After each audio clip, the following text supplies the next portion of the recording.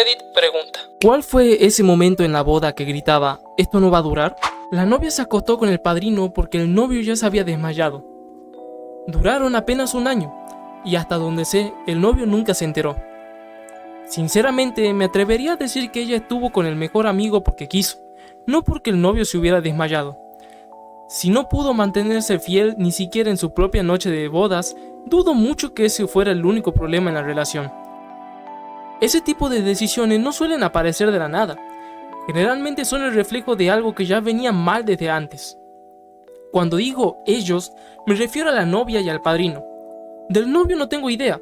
Bien podría haber tenido también sus propios problemas o comportamientos cuestionables. Pero en esa noche en particular, lo que pasó fue eso. En nuestro caso, mi esposa y yo estábamos bastante pasados de copas al final de la fiesta. Planeamos y pagamos nuestra boda, y siempre la vimos como una gran celebración con amigos y familia. Sabíamos que probablemente terminaríamos algo mareados después de tantas horas de festejo. Además, siendo honestos, la intimidad bajo el efecto del alcohol ni siquiera suele ser buena idea ni especialmente agradable. Ella se fue a dormir y yo me quedé un rato más conversando con un amigo mientras tomábamos un poco de whisky. Y, aunque la noche se alargó bastante, cada uno terminó donde debería estar. A veces la diferencia entre una historia caótica y una simplemente divertida está en las decisiones que se toman cuando nadie más está mirando. La novia estaba haciendo karaoke a su canción, cantando con todo su ser al novio, que le estaba dando la espalda, se negaba a voltearse y estaba ocupado emborrachándose como loco con sus amigos. Ella seguía cantando más fuerte, tratando de llamar su atención, supongo. Cuando la novia se arregló súper linda con maquillaje y vestido increíble, y el novio apenas se puso una camisa blanca y unos shorts tipo cargo. El novio también tenía el pelo grasoso, visiblemente sin lavar, cosa que normalmente no pasaba. Parecía que a una persona le importaba mucho más todo el evento, y al final resultó ser verdad. Cuando los votos tenían más sarcasmo que sinceridad, les di un año, como mucho. Fui a una boda en la que prácticamente todos los votos eran bromas y comentarios sarcásticos, y la verdad es que me sentí bastante incómodo. No había casi nada de emoción genuina, todo parecía un chiste interno. Con el tiempo, resultó que mis sospechas no estaban tan equivocadas, ya están divorciados. En cambio, en la boda de mis primos pasó algo completamente distinto. Su promesa fue básicamente un rickroll, citando la canción Never Gonna Give You Up de Rick Astley, nunca te voy a abandonar. Nunca te voy a decepcionar. Fui el primero en decir "Yay, Dios mío", y empezar a reírme. Fue divertidísimo y totalmente inesperado. Lo curioso es que, después de 15 años, siguen casados y son perfectos el uno para el otro. En su caso, el humor sí reflejaba complicidad y cariño real. Hace poco también asistí a otra boda en la que la novia hizo una pausa larguísima antes de decir acepto. Ese silencio se sintió eterno. Si yo hubiera sido el novio, creo que me habría molestado bastante. No soy una persona especialmente seria, pero siento que esos son quizá los 15 minutos más importantes de tu vida en pareja, y merecen al menos un poco de solemnidad y claridad. A veces, pequeños gestos en momentos clave dicen mucho más de lo que uno quisiera admitir. La novia llegó una hora tarde. Rentaron un lugar de conciertos donde tocan artistas nacionales para la boda y la recepción. Tuvieron un show de burlesque en la recepción. La novia se besó con su dama de honor. Duraron un mes, quizás. Se volvió a casar y tiene 2 chiquitos y es mucho más feliz. La esposa número 2 es un encanto.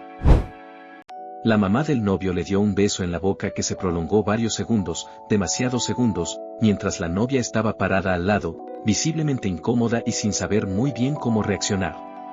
Y no era ninguna tradición regional ni algo culturalmente aceptado. No era normal ni formaba parte de ningún ritual familiar conocido. Todos los invitados quedaron en shock. Se notaba en las miradas cruzadas, en el silencio repentino y en esa tensión incómoda que se instala cuando algo no está bien pero nadie sabe si debería intervenir. A veces la gente olvida, o simplemente prefiere no pensar en ello, que besar también puede convertirse en una forma de invasión o de conducta inapropiada cuando no hay un consentimiento claro. Se minimiza con frases como "es solo un besito", porque en muchos contextos un beso puede ser totalmente inocente y afectuoso. Sin embargo, cuando cruza ciertos límites, cuando invade un espacio o se prolonga más de lo adecuado, deja de ser algo inofensivo. Aunque algunos intenten restarle importancia para evitar conflictos o incomodidades mayores.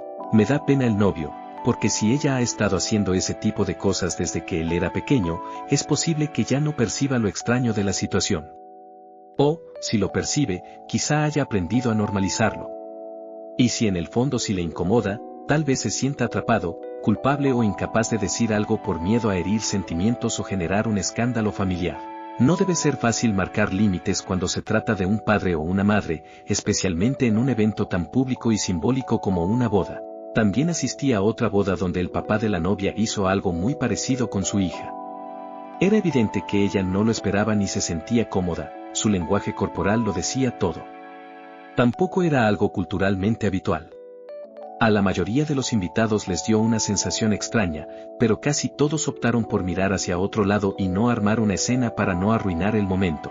Ese silencio colectivo, de alguna manera, hizo que la situación fuera todavía más incómoda. Creo que las bodas, por la carga emocional que tienen, pueden sacar a la luz este tipo de comportamientos fuera de lugar en algunos padres con problemas emocionales o psicológicos. Son actitudes que, quizá, la familia lleva años intentando ignorar o justificar y que normalmente solo se manifiestan en privado. Pero en un evento tan significativo, donde las emociones están a flor de piel y todo el mundo está observando, esas conductas quedan expuestas sin filtro. Y cuando eso ocurre, es imposible no preguntarse cuántas otras señales habrán sido pasadas por alto antes.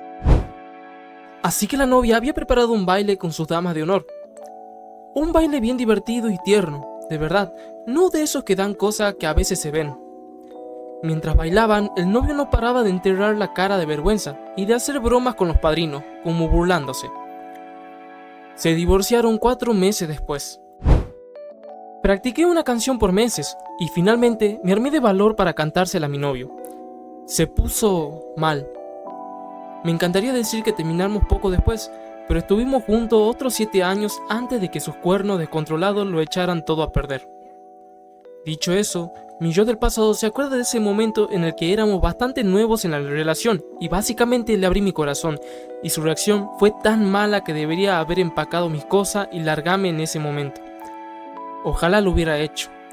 Me habría ahorrado un montón de mierda. La novia estaba llorando durante los votos, pero no era de alegría, sino de pura energía de ¿qué estoy haciendo? A ver. Muchos momentos. 1. Los del catering se quedaron sin comida a la mitad de servir a los invitados. Resulta que el novio había reducido el pedido a espaldas de la novia porque pensó que costaba demasiado. 2. El novio se puso bien pedo. 3. La familia de la novia es hawaiana y su madre mandó a pedir leis desde Hawái, incluyendo un mailelei precioso para el novio.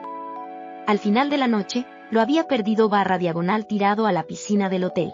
4. A la mañana siguiente, la novia contó que, borracho, estaba mencionando el divorcio antes de desmayarse. Le tomó 2 años más, pero al final se divorciaron.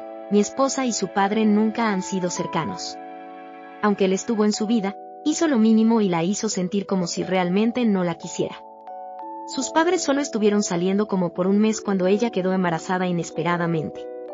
Cuando yo llegué a la vida de mi esposa, él estaba tratando un poco más de ser un padre decente, pero realmente no puedes deshacer unos 20 años de no importarle mucho. En nuestra boda, él y su esposa, no mi suegra, que ahora vivían en Hawái, compraron leis para ellos, mi suegra, mis padres, y unos muy bonitos para mi esposa y para mí. Aunque no tienen una gran relación, los leis eran hermosos. Los guardamos y los pusimos en una caja de sombra. Qué lástima que este hombre no pudiera ver la consideración de sus suegros o respetar un regalo tan bonito. La novia se emborrachó muchísimo en plena recepción.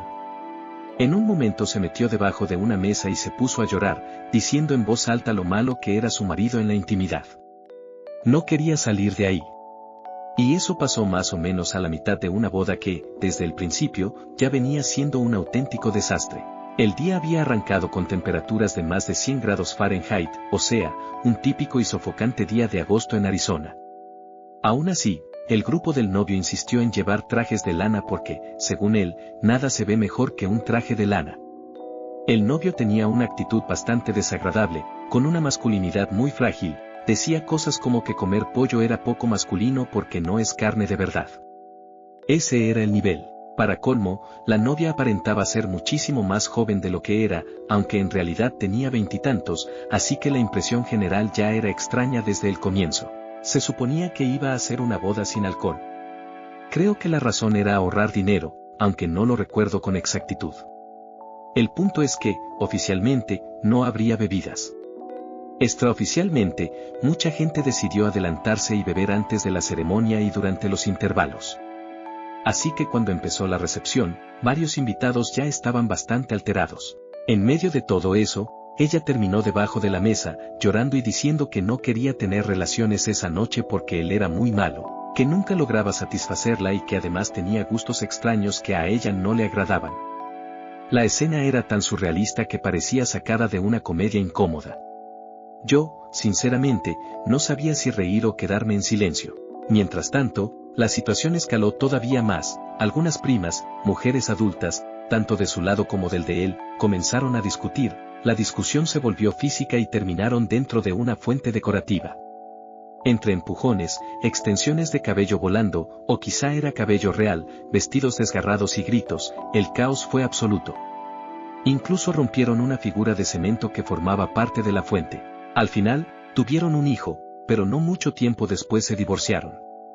Y, siendo honestos, nada de eso sorprendió a nadie. Lo único que sí fue constante es que ambos siguieron siendo personas bastante peculiares, cada uno a su manera. El esposo de mi amiga dijo el nombre equivocado, aunque no creo que ella se haya enterado. La mañana de la boda, la comunicación era pésima y estábamos llamando a los novios para averiguar dónde teníamos que estar. La novia pensó que mi esposo se estaría preparando con el novio, ya que es hombre, y el novio pensó que se estaría preparando con la novia, ya que era parte de su cortejo. Por teléfono, el novio seguía diciendo el nombre Jennifer y nosotros seguíamos preguntando quién. Después de la tercera o cuarta vez, dijo bien el nombre de su futura esposa. Los nombres no se parecen en nada. Me metí en Facebook y husmeé un poco, la ex se llama Jennifer. Jennifer lo había dejado. Jennifer también se había casado recientemente, y se había comprometido pocos días antes de que mi amiga se comprometiera. Todavía no se divorcian, pero todos en nuestro grupo esperan que suceda eventualmente por varias razones. Cuando los novios salían de la ceremonia, él se negó a tomarle la mano varias veces por el pasillo. Y antes de eso, durante el primer beso como marido y mujer, dijo, con un abrazo basta, mi abuela está aquí. La novia se negó a salir del baño porque notó que las manecillas del reloj iban hacia arriba y eso era mala señal. Así que todos tuvimos que esperar media hora, tiempo durante el cual mandó a llamar a varias de sus amigas, incluyéndome, para que le hicieran compañía. Al final, decidió que ya podía, y cuando volvimos a nuestros asientos, la mitad de los invitados estaban borrachos y dando vueltas, incluyendo a su madre y a su novio. Duraron menos de 3 meses. El novio borracho y desmayado en calzoncillos. La novia solamente con ropa íntima y una camiseta ahorcajada sobre el padrino para terminar la recepción. La madre del novio estaba siendo pillada en acción con el padrastro de la novia antes de la recepción. Toda la comitiva de la boda entrando a la recepción en estado sin ropa y ya bien pedos. ¿En una boda jugaron al típico juego de quién conoce mejor a su pareja? La idea era simple, hacerles preguntas básicas y que ambos respondieran. El problema es que fallaron absolutamente en todo. Hasta en el nombre del perro. La incomodidad se sentía en el aire. Una vez fui a una despedida de soltera donde le hacían un cuestionario a la novia sobre el novio, y alguien propuso que todos los presentes también participáramos. Para sorpresa de todos, yo acerté todas las preguntas, y la novia apenas la mitad. Y eso que yo casi no conocía al novio, lo había visto un par de veces en mi vida. La gente me miraba con cara de ¿qué está pasando? Y yo por dentro pensaba, ¿de verdad no conoces mejor a tu futuro esposo? Lo curioso es que, contra todo pronóstico, llevan más de 15 años casados y, por lo que se ve, muy felices. He visto otra boda donde hicieron ese mismo juego, pero con zapatos, cada uno tenía su propio zapato y el de su pareja, y debían levantar el que correspondiera según la pregunta, tipo ¿quién lava más los platos? Se notaba que la intención era algo ligero y divertido, como admitir entre risas que ella se encargaba más de la casa y que él, al menos, lo reconocía con humor. Pero no salió así. El novio respondió mal a prácticamente todo. Decía que él lavaba más los platos, que él cocinaba más, que él organizaba más citas, que él sacaba la basura los miércoles, y la tensión empezó a subir. Lo que debía ser un momento gracioso se convirtió en una discusión cada vez más seria delante de todos. Casi termina en una pelea abierta. Daba la impresión de que él no hacía ni la mitad de lo que afirmaba. No supe mucho más de ellos hasta bastante tiempo después, cuando me enteré de que el divorcio había sido muy conflictivo. Incluso ella tuvo que pedir una orden de restricción porque él llegó al extremo de colocar un dispositivo de rastreo en su coche. Viendo eso, muchas cosas empezaron a tener sentido en retrospectiva. En la fiesta de compromiso de otro amigo hicieron algo parecido. Preguntaron, ¿cuál es su comida favorita? Y ella respondió, verduras crudas. Mi amigo sonrió y dijo, correcto. El detalle es que todos sabíamos que su comida favorita eran papas fritas con aderezo ranch, y en realidad casi cualquier cosa poco saludable. Pero como estaba a punto de casarse con un vegano, decidió adoptar el personaje. Y lo mantuvo, al menos hasta después de la boda. Yo trabajé como DJ de bodas durante un tiempo y muchas veces me tocaba animar este tipo de juegos. Se supone que son momentos ligeros para que todos se rían y conozcan mejor a la pareja. Sin embargo, también pueden revelar dinámicas incómodas. Recuerdo a un novio que se puso muy desagradable cuando tuvo que participar. Cada vez que se equivocaba en una respuesta, empezaba a reprocharle cosas a la novia y a discutir delante de todos, como si el juego fuera una competencia real. La celebración se volvió tensa en cuestión de minutos. Sinceramente, espero que ella haya tomado la mejor decisión para su bienestar. A veces, estos pequeños juegos terminan mostrando señales que muchos prefieren ignorar, pero que dicen más de la relación de lo que parece. Cuando el novio empezó sus votos hablando de la tasa de divorcios y cómo era aún más alta para los bomberos. Alerta de spoiler. Era bombero. Segunda alerta de spoiler, la novia era yo. Duró 2.5 años, pero solo porque era masoquista. La novia cantó Before He Cheats de Carrie Underwood en karaoke durante la recepción y además lo hizo afinadísima. La escena fue bastante llamativa, considerando la letra de la canción. Más de uno levantó las cejas, porque no deja de ser un tema sobre venganza por infidelidad, no precisamente el mensaje más romántico para una boda. Para ser justos, al final de nuestra propia boda, mi cuñado y varios amigos de la universidad estábamos cantando a todo pulmón a Rad Sense Not Tragedies The Panic, at the Disco. El DJ se dio cuenta de que varios habíamos estado pidiendo canciones del mismo estilo durante toda la noche, y estoy casi seguro de que decidió ponernos esa a propósito para hacernos cantar como si estuviéramos en pleno 2006.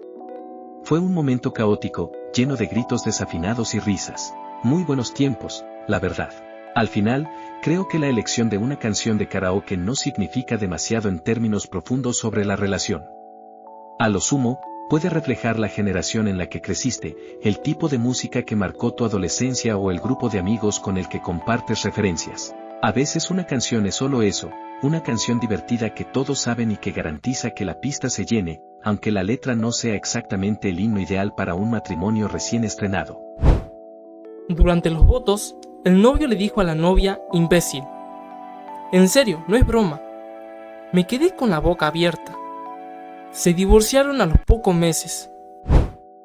En mi casamiento, uno de los padrinos, casado hace casi 2 años, dio un discurso re triste sobre cómo estaba contento de que nos hubiéramos tomado un tiempo para conocernos antes de casarnos. Yo sigo casado, pero ellos se divorciaron como al mes después de ese discurso. Durante la boda se reveló que la madre de la novia se estaba acostando con el padrino y se armó una bronca tremenda. Los novios se divorciaron como al año. Curiosamente, los padres de la novia nunca se divorciaron. Cuando el novio insistió en manejar él solo hasta el lugar de la boda, que estaba aproximadamente a 1 hora, en vez de ir con su familia o amigos, ya me pareció una decisión extraña. Llegó 2 horas y media tarde y le echó la culpa al tráfico. El problema es que todos manejamos desde la misma ciudad hacia el mismo sitio, y no había absolutamente nada de tráfico. De hecho, ni siquiera salió hasta 1 hora y media después de la hora en que debía comenzar la ceremonia. Al final, nunca se casaron. Así que fue una boda muy corta, aunque, al mismo tiempo, bastante larga, porque todos estuvimos ahí esperando durante horas para que no pasara nada. Una situación absurda. Algo parecido ocurrió en la boda de mi tío. El novio juró que llegaría solo para hacer una entrada triunfal. Terminó llegando 3 horas tarde y culpó a la lluvia. La novia esperó todo ese tiempo con el vestido puesto, tratando de mantener la compostura. Al final, decidió cancelar todo. Un fracaso épico, 0 ceremonia, 0 anillos, y muchísima incomodidad. También el hermano de mi novia hizo algo similar. Insistió en conducir solo para sorprender a todos y apareció 3 horas tarde con la excusa de que se le había pinchado una llanta. Curiosamente, ninguno de nosotros tuvo problemas en la misma ruta. La novia canceló todo en el momento y la fiesta continuó, pero sin votos ni intercambio de anillos. Fue más una reunión incómoda que una boda. Es curioso cómo, a veces, la historia de una boda termina revelando todas las señales de alerta que muchos habían notado antes, pero que nadie quiso tomar demasiado en serio hasta que ya fue demasiado tarde. Hay momentos que, en retrospectiva, dejan claro que el desenlace estaba prácticamente escrito desde el principio. Durante los discursos, el novio dijo con entusiasmo, y vamos a tener un montón de bebés. La cara de la novia se quedó completamente congelada. Fue un segundo incómodo, pero lo suficientemente largo como para que varios lo notáramos. Uno de mis amigos ha estado con esta chica durante varios años. Cuando se comprometieron, yo estaba sinceramente muy emocionado por ellos. Él me había dicho que estaba listo para madurar y formar una familia. Ya vivían juntos desde hacía tiempo, así que parecía el siguiente paso lógico. Meses después vi a su prometida, llevaba el anillo y estaba sonriente. Hablamos tranquilamente sobre los planes de boda y, en algún momento, mencioné el tema de los bebés. Su reacción fue inmediata y firme, eso no va a pasar, y él lo sabe. Sin dudas, sin titubeos. Más tarde, mi esposa me explicó que él cree que eventualmente ella cambiará de opinión. Pero ella tiene muy claro que no quiere tener hijos. Y ya han pasado 2 años desde el compromiso, lo cual no parece una gran señal cuando hay una diferencia tan fundamental sin resolver. Por eso, en lo personal, siempre dejo muy claro que no voy a tener hijos. Llevo 6 años con mi pareja, lo amo profundamente, y él entiende y respeta mis razones para no querer estar embarazada. Aún así, me aseguro de repetirlo cada cierto tiempo, sobre todo ahora que estoy por cumplir 30. No es una fase ni una duda pasajera, es una decisión consciente. En mi estado, por ejemplo, tienes que vivir separado durante 1 año completo para obtener un divorcio sin culpa. Sin embargo, 2 personas que apenas han hablado seriamente sobre su futuro pueden ir al juzgado y casarse prácticamente por impulso. Esa contradicción siempre me ha parecido llamativa. No necesitamos matrimonios más difíciles de disolver, de hecho, esperar demasiado para divorciarse probablemente sea más común que hacerlo demasiado rápido. Lo que necesitamos son matrimonios mejor pensados desde el principio. Cuando me casé con mi primera esposa, hace ya 20 años, ambos éramos católicos. Para casarte en la iglesia tienes que asistir a una clase, hablar con un sacerdote y completar una lista de preguntas importantes sobre la vida en común. Había partes con las que no estaba del todo de acuerdo, pero el hecho de que te obligaran a hablar explícitamente sobre hijos, planificación familiar y expectativas de vida era algo valioso. Ese matrimonio no funcionó, pero aún así apoyaría al 100% una versión secular de ese proceso. Algo sencillo. Un breve periodo de espera desde que obtienes la licencia hasta la ceremonia, y quizá una presentación obligatoria, aunque sea en línea, que aborde temas clave como finanzas, hijos, valores y resolución de conflictos, similar a las capacitaciones laborales anuales. Incluso que el oficiante hable por separado con cada persona antes de la ceremonia y les recuerde que no están obligados a hacerlo, que aún pueden decidir no continuar. No evitaría todos los matrimonios problemáticos, por supuesto. Pero probablemente ayudaría a filtrar algunos de los peores casos, especialmente aquellos donde las diferencias fundamentales ya están presentes desde el inicio y nadie quiere enfrentarlas. Los padrinos se armaron una guerra de comida con el pastel de bodas, interrumpiendo al novio que le estaba dando de comer a la novia. Le dieron un pelotazo al novio en la cabeza con la escultura del adorno del pastel de la pareja. El novio estaba tan borracho que apenas se mantenía en pie, pasando de darle de comer a la novia a lanzar pastel, y luego se dio un tortazo literal en el suelo, después de resbalarse con el pastel, y la sangre de la herida en la cabeza por el adorno del pastel que sangraba a chorros. La novia estaba mortificada, su vestido carísimo, cubierto de fondant carísimo, sin nada para la celebración del aniversario. Una ambulancia se llevó al novio y cualquier esperanza de un matrimonio funcional. El matrimonio fue anulado la semana siguiente. El padre de la novia demandó al novio por los costos de la boda, recuperando algo de la pérdida. La familia fina y correcta le llamó a la policía a la familia Parluda por estar pegados al carro en el estacionamiento del club de campo para evitar la barra libre. Publiqué esta historia en otro lado. Mi esposa y yo fuimos invitados a la boda de unos vecinos. No conocíamos a la novia para nada, pero conocíamos al novio y era un buen tipo. En la recepción después de la boda, la novia iba de mesa en mesa tratando de saludar a todos. Mi esposa y yo estábamos sentados con la familia del novio. La novia se sentó y la mamá del novio nos presentó. Estaba sin aliento por estar bailando y estar en la fiesta, pero ella criticó mucho al personal del lugar. Dijo, lo suficientemente claro para que la madre del novio escuchara: las cosas van a ser diferentes en mi próxima boda. Se escuchó un silencio sepulcral. El famoso cake smash es mi especialidad, el beso de la muerte, amigos. Soy fotógrafa de bodas y, sinceramente, la intensidad con la que los novios se embarran pastel en la cara suele darme una pista bastante clara de cuánto creo que va a durar el matrimonio. Sé perfectamente que no es una regla universal, así que no hace falta que me digan que ustedes lo hicieron y siguen felizmente casados 147 años después. Pero, desde mi experiencia detrás de la cámara, he notado un patrón difícil de ignorar. En mi caso fue particularmente significativo. Mi ex esposo y yo habíamos acordado con mucha anticipación que no íbamos a hacer eso. No me gustaba la idea y se lo dejé claro, él dijo estar de acuerdo. De hecho, mientras estábamos cortando el pastel, justo antes del momento, le susurré, no me embarres el pastel en la cara, ¿te acuerdas? Pensé que estábamos alineados, pero no. Terminé con pastel en la nariz, en el cabello y sobre los lentes que me había puesto apenas unos minutos antes. Me quedé completamente en shock, intentando mantener la compostura mientras todos alrededor se reían como si fuera la escena más divertida del mundo. Él, en cambio, se puso un poco de pastel con delicadeza en su propia mejilla, como si eso equilibrara la situación. Para mí no fue gracioso ni romántico, fue incómodo y, sobre todo, una falta de respeto a un límite que habíamos hablado claramente. Y ni siquiera voy a entrar en detalles sobre la luna de miel, que fue otra experiencia complicada y bastante desilusionante. Nos separamos a los 10 meses. Y si el matrimonio duró tanto fue únicamente porque yo me aferré con todas mis fuerzas, intentando que algo funcionara cuando, en el fondo, ya había señales claras desde el primer día. A veces no se trata del pastel en sí, sino de lo que simboliza. Si la persona que tienes al lado escucha, respeta y valora los pequeños acuerdos, especialmente en un momento tan público y significativo como tu propia boda. Cuando el novio mencionó algo sobre los gases malolientes de la novia en medio de sus votos, supe que algo no estaba bien. Yo era la novia. Puede que para algunas parejas ese tipo de humor sea normal, pero para mí fue incómodo y fuera de lugar. Hay bromas privadas que pueden ser graciosas en casa, pero decirlas frente a todos tus familiares y amigos, en un momento que se supone especial y emotivo, es otra cosa muy distinta. Años después, cuando fui dama de honor, en la boda de quien ahora es mi cuñada, viví algo parecido, pero desde el otro lado.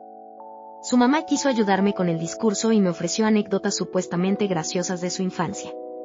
Acto seguido, empezó a contarme con todo detalle cómo, cuando era bebé, tuvo un accidente bastante vergonzoso. Le escuché con educación, asentí y le dije que lo pensaría. Por supuesto, jamás se me ocurrió usar esa historia. No soy una persona cruel ni considero que exponer momentos humillantes, aunque hayan pasado hace años, sea una forma de celebrar a alguien en su boda. Hay una gran diferencia entre una anécdota tierna y algo que simplemente deja a la otra persona en ridículo frente a todos. Al final, ese tipo de bromas dicen mucho más sobre quien las cuenta que sobre la persona que supuestamente es el chiste. Después de cortar el pastel desde un balcón, la novia empezó a aventar pedazos de pastel a lo invitado abajo. Me agaché en otro cuarto para que no me cayera nada. El desmadre que se armó lo tuvieron que limpiar los papás del novio para que les regresaran el depósito de la fiesta. El matrimonio nomás duró unos meses. Dijo el nombre equivocado en los votos. Sé que esto suena a que solo estoy repitiendo la boda de Ross y Emily de Friends, pero esto pasó de verdad en la boda de un amigo de un amigo. Yo era el más amigo del amigo. Aparentemente dijo el nombre de la dama de honor, o sea, la hermana, mucho menor de la novia.